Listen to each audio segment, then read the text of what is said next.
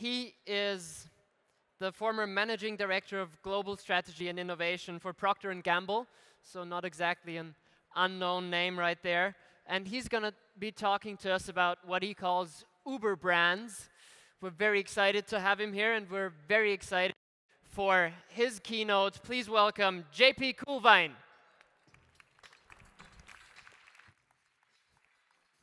Hallo, danke, hallo. Hello. Hello. Please ask me a personal question afterwards, so I feel like I have an interesting personality as well. I'm going to talk to you today about the art of making your brands priceless, at least a bit, and as part of that, the art of balancing longing and belonging.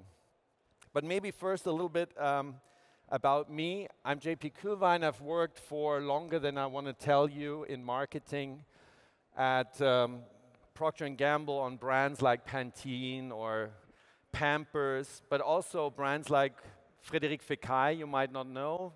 Frédéric Fekkai is basically a hair salon where a haircut costs you between $400 and $800, so it's definitely a premium brand. And together with a buddy of mine, the not-so-looking guy up there to my left, Wolfgang Schäfer, over the last 6 years or so, I've been fascinated with the phenomenon going on in the mass industry, which is that the former icons of mass brands, let's say Budweiser beer for beer, or it could be Hershey for chocolate, or Cadbury, or I was just in Brazil, Brahma beer in Brazil, are getting replaced by little brands, by niche brands, by craft beers, and they're having a really hard time when over the last 10 years they were getting ready to fight the cheap private label brands, the Lidl, the Aldi kind of stuff. So we looked into what makes these little premium brands so endearing to us. What fascinates us? What makes us willing to forget about price? When you look at these things, Cirque du Soleil on the bottom there is not even a circus, because a circus is defined by wild animals. They break all the rules, and nevertheless, they've been able to revolutionize the circus industry. The last global circus, Barnum, closed its doors forever 2 weeks ago. I don't know if you heard that in the news. Mini, Red Bull, the champions of Austria, I couldn't leave out of this presentation. You know, it's a soft drink. It's a sugary drink that doesn't even taste good, but somehow it has succeeded to kill Coca-Cola, at least, you know, in this own segment it carved out. And as an SKU, a stock keeping unit, it's bigger than anything Procter & Gamble sells. This 100 ml regular Red Bull is bigger than any single stock keeping unit of Procter. So we value these brands well beyond their price. We value and esteem them beyond their size. In fact, very often they're small. We perceive them as small, and they have mini in their name, even though they are giants. Believe me, these are all multi-billion-dollar brands up here. We studied a lot of them, and we decided to call them Uber-Brands, not Uber, Uber-Brands. First, to annoy all our American friends, because it's impossible to pronounce Uber. And second, because it reminded us of Nietzsche's philosophy. Nietzsche talks about the Übermensch as the person who is able to bring humanity forward. Bring humanity forward in science, in art, in philosophy, in thought. And these brands are similar. They don't want to be just a soft drink, just a car, just a circus, just a handbag, just a whatever. They want to be much bigger than that. They want to be more. And that's what defines them and makes them different. We've extracted a whole lot of common factors, common drivers that make these brands endearing and seductive to us and drive their success. They reach from organization to how they manage growth, to how they have a mission. Earlier on, somebody talked about the why. But because we only have 15 more minutes today, and because I want you to buy our book, I'm only going to talk about one element of those. Is that a good sales pitch? The balance between longing and belonging. Why those two? Longing is a very classic luxury strategy. You line up in front of the Hermes store, not to manage the traffic of the store, as the manager would tell you, but really so that everyone else sees you lining up and sweating in the heat, because this is in Hong Kong. I took this when I lived there. And it's super hard to get a Birkin bag. Books have been written about how to get your hand on a Birkin bag.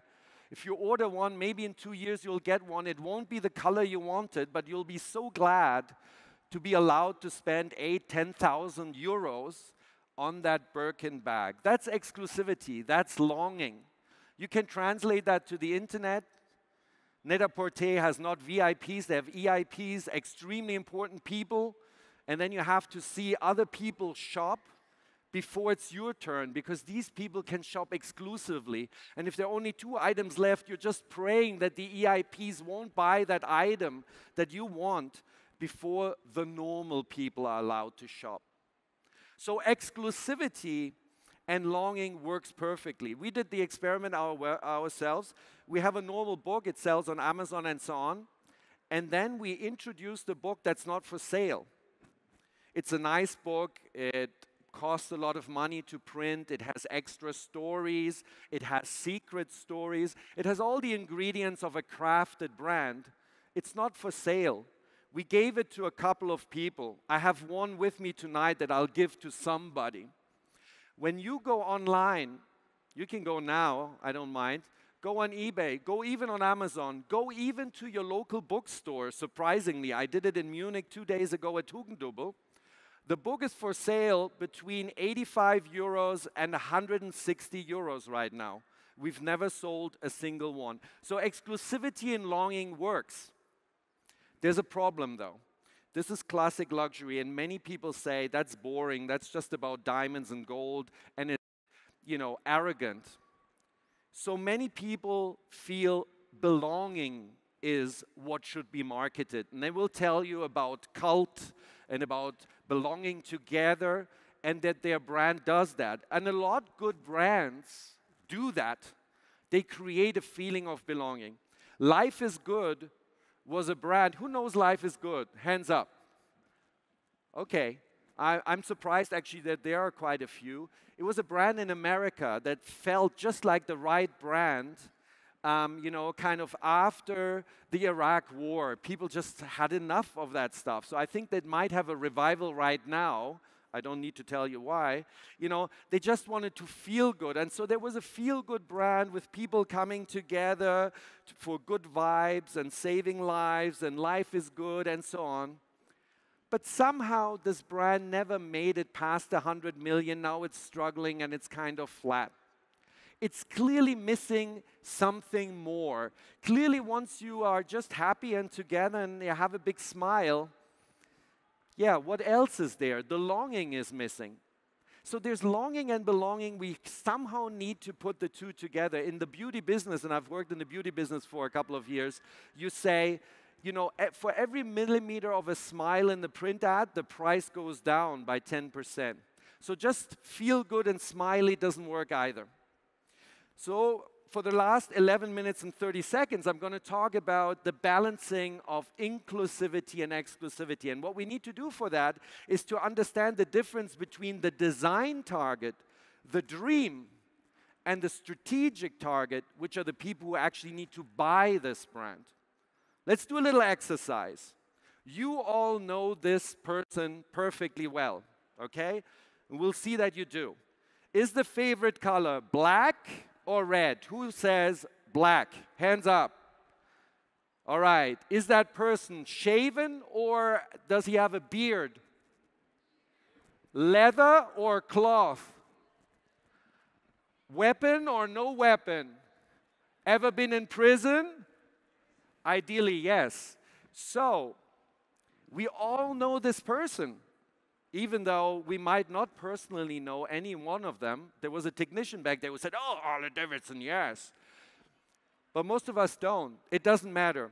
Yes, the company shows us in going our own way, what a no matter rocker which way the rest of the world looks is going. like, a Harley Davidson Hell's Angel, and we get the language as well. We believe in bucking the system that's built to smash individuals like bugs on a windshield. Okay? But most of us don't need that video.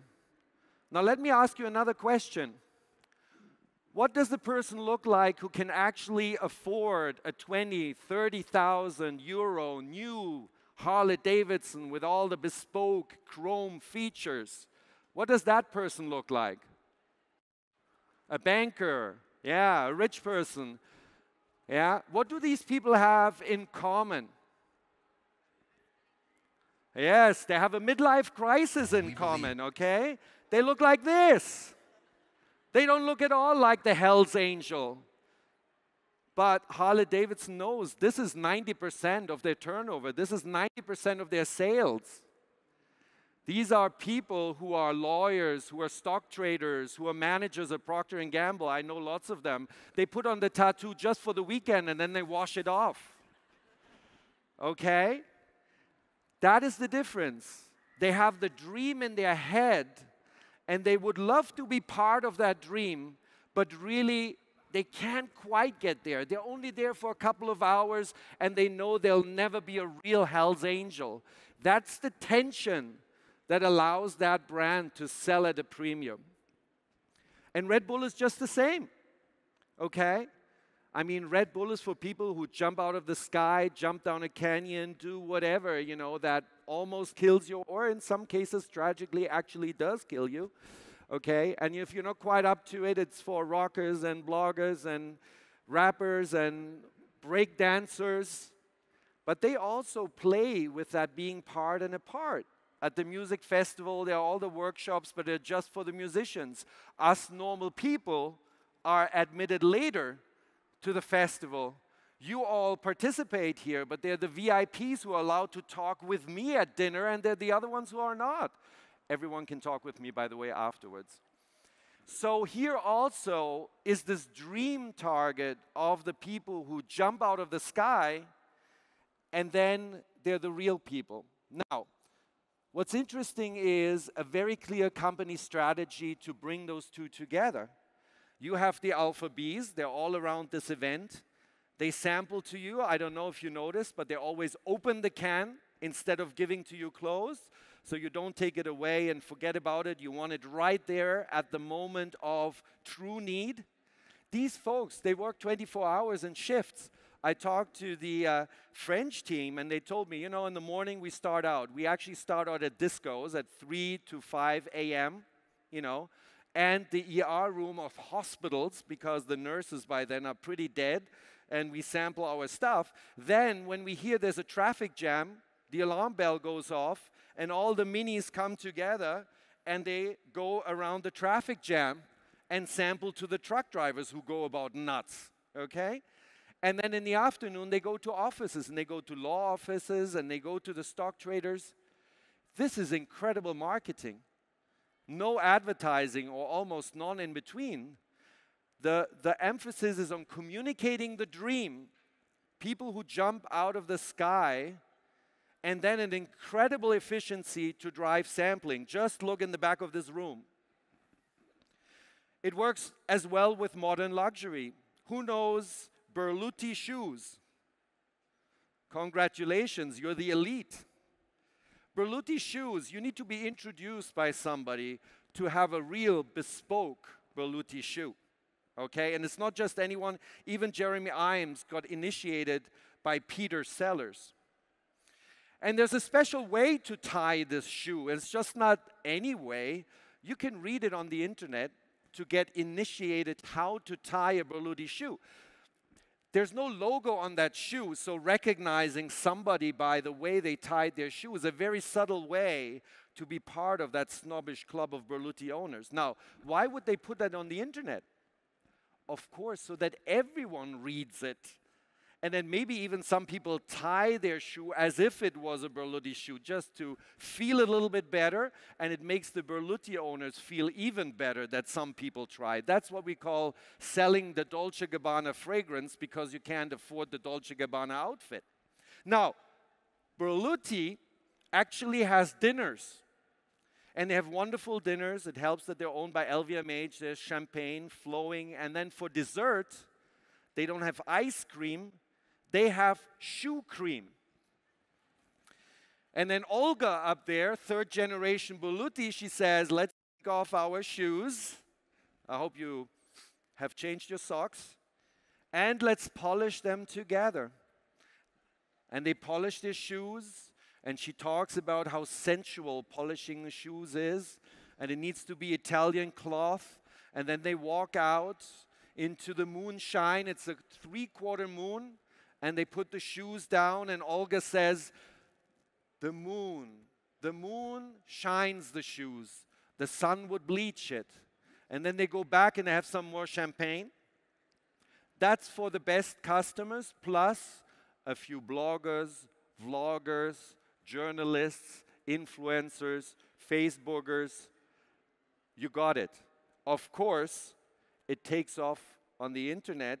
Many of you will look it up. Some of you have already looked it up while I'm talking, okay, and have added to the 469,000 views of the view of the Swan Club event. And that's how you create the tension. Now you're going to say, that's a lot of work for just a couple of people who buy bespoke shoes for $8,000 to $10,000. No. Just like Red Bull, they reach down and it goes back into diffusion. Some of you will look up the shoe and they will say, okay, that's a little bit too much, but hey, I'm lucky. There's a canvas shoe that looks like Tom's and it's only $1,250. What a steal. I can be part of the Berluti Club. So that's how it works. Do you have a design target? Forget about your user. Think about the people they aspire to be. Do you have a design target? And then do you balance inclusion and exclusivity? Do you balance the longing and the belonging? Are there rituals you can use to bring this to life and to get it across? And some of you are going to say, but I'm a software company, I'm a bank, and so on. Don't worry.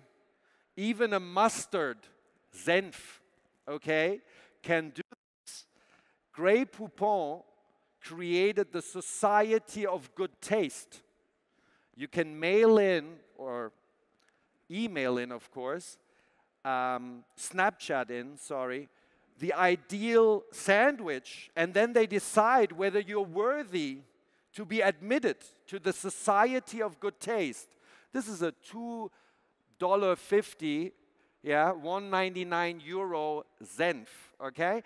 And the good thing is they only admit about 1% of people, so there's a frenzy to be part of the Society of Good Taste. And once somebody, ideally a blogger again, is a member, they go wild like they've just won the Oscars. So any brand can do that, even if you're a shoe paste, you're software, or you are a mutual fund. I don't want to bore you with how we do this, okay? You can come to me afterwards if you want to do that, but it's all in the DNA of your brand. Think about your mission, think about your myth, think about your design target, and then create truth, like you've seen some of the examples here. I'm just out of time. Thank you very much.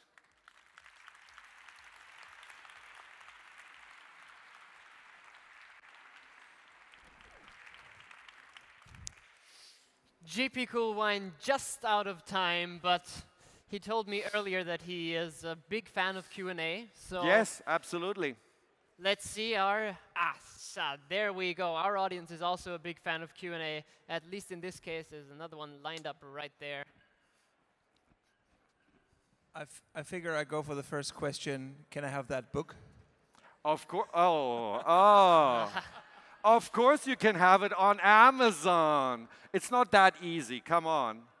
But you're on the list. It was worth a try. It was worth a try. Definitely very courageous. Very good. Well, I have two questions. No, only one. Sorry. The first question is the personal question. What is your favorite movie? My favorite movie. Oh my God. You asked for a personal question. Now you're not prepared for it. No, I'm not prepared for that. Einer flog über das Kuckucksnest. Okay, nice. And the second question is, could I have your exclusive book edition? Oh, now it's getting. You're putting pressure. You're right after him. But I asked. All right. Other question? Yes. Let's see if the So question again just concerns scream. Here the I am. exclusive book. Here I am. Oh, Here, this direction. double mic Ah, up. back there. Okay. First in Yeah. the back. Yeah, sometimes I hear you shall sell a Ferrari, but the client has only money for a Volkswagen Käfer. What is your approach in such a discussion? And my personal question to you, are you also a Harley-Davidson driver? All right. Okay. I shouldn't have said that thing about personal question. Now I get really poked with that. See, the business we're in, which is modern premium prestige brands, is all about seduction rather than sex. Okay. So what Uber brands have in common, Uber brands, you don't think about it in a rational left brain way. And that gets you very far because there are things that are more important in these brands that you buy into rather than you buy. So if, I've talked a lot with Patagonia, I've talked a lot with Ben & Jerry's. It's amazing, their ice cream, their pullover, their sweater, but the discussions you're having, not only with the company, but with people is incredible. So to a very large extent, this rational approach to, but it costs so much, or it doesn't have ABS brakes, or whatever, is not there. Now, obviously, if you shoot for Ferrari and it costs 150,000, and you're a dream kid that maybe has no income, or 20,000 a year, that's a stretch. Nevertheless, Ferrari also sells wallets. Ferrari, Schlüsselanhänger, and you can rent one, and you are what they call point of market entry. Hopefully, in 15 years, after you have your unicorn take off, Rantastic or whatever, you will buy a Ferrari. And don't forget, the luxury industry doesn't live on rich people. The luxury industry lives on us. We all buy a scarf, a handbag, a watch, or whatever. My assistant in Hong Kong spend, and this is not a joke, and I actually calculated it through, about 70% of her yearly income on a single handbag from Gucci. But she lives at home, that's where she eats, but the handbag is part of defining I'm also somebody. And in the Hong Kong context, that's an important statement, okay? So don't underestimate the aspiration, the reach down, and the future potential. And I'm not driving Harley Davidson. Yes. First, Sorry. yeah, First in the down here. front here. So, can you hear me? Yeah. So, listening to you talk about the Uber brands, it gives me an impression that it's more of exclusivity, and inclusivity is just tricking people into false sense of achieving their aspirational level. What is your take on it? I mean, is it the right thing to do? Is it ethical to do? Is it not manipulating people's unreal aspirations? Yes. So that's in the eye of the beholder, and your choice. I only had 20 minutes. I could give you only 10 examples. We've looked at over 100, okay? And I'm adding new ones every day, including the fantastic brands I meet here in Graz, it really depends. Patagonia is really, almost by the people, for the people. It's extremely transparent. Freitag, next door in Switzerland, is an incredible brand. You do your pilgrimage, you go to the place where it's produced, you talk to the people. You are a Freitag person based on ideology. You share their concern for the environment. You share the regard for industrial design. You want the personalization of a Freitag bag. Freitag bags cost a fortune. This is not the student messenger bag, that the dream target is about the messenger. And they cost 250, 300, 400 euros. But you go there and they'll tell you that's the price you have to pay when you employ immigrants and blue-collar workers and give them a fair wage in the middle of Zurich, a banking town, and you have to rent a fabrik in the middle of Zurich.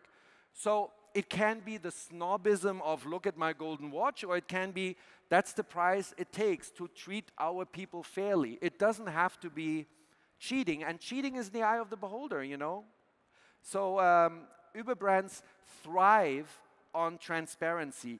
Turning your organization inside out and showing that you're really about it makes them even stronger. There was another, there's a question back there.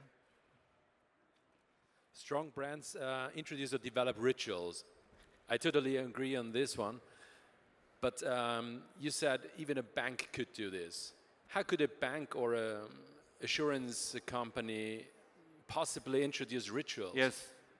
I'm glad you asked. Actually, one of my clients is, I shouldn't reveal too much, but is a mutual fund. Okay, so not a bank, but it's in the finance industry. And kind of the brief was, how do we become an Uber brand in the perception of the common people, investors? We rank just before the mafia, okay? Or maybe politicians. But there are many examples in the service industry, including in banks. In fact, I had one, I took it out, Vanguard Investments. It's the second biggest mutual fund in the world. $4 trillion under management. So it's not small, okay? It's bigger than many countries' GDP. It is a mutual, a Genossenschaft.